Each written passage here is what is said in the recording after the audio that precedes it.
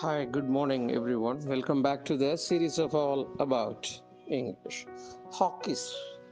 Hawkish remarks அப்படின்னு சொல்லுவாங்க. அதாவது என்னன்னா சண்டை வம்பு வளர்க்கறது மாதிரியான ஒரு பேச்சு, அடாவடித்தனமான பேச்சு, இதெல்லாம் ஹாக்கிஷ் ரிமார்க்ஸ் அப்படின்னு சொல்லலாம். ஜெனரல் சென்ஸில் a statement or action that indicate a preference for a more aggressive or confrontational approach. வா பார்த்துக்கலாம், எதுனாலும் வாடா வந்து பாரு அப்படின்லாம் சொல்கிறாங்கல்ல, அந்த மாதிரி இருக்கிறத ஹாக்கிஷ் ரிமார்க்ஸ் அப்படின்னு சொல்லலாம்.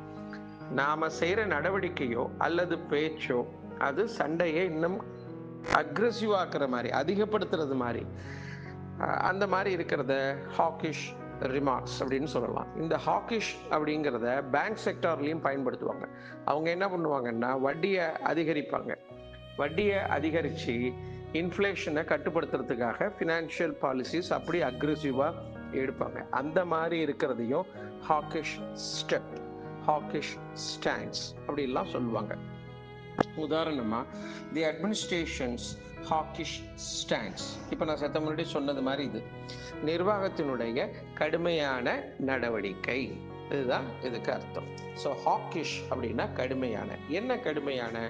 அதனால் ரொம்ப ஒம்பு வந்துடும், அதனால் சண்டை வந்துடும், அதனால் தீவிரமாக ஏதாவது ஒன்று நடக்கும், பெரும்பாலும் நெகட்டிவாக தான். அந்த மாதிரி இருக்கிறத ஹாக்கிஷ், ஹாக்கிஷ் ரிமார்க்ஸ், ஹாக்கிஷ் ஆக்ஷன், ஹாக்கிஷ் ஸ்டாண்ட்ஸ் இப்படிலாம் சொல்லலாம்.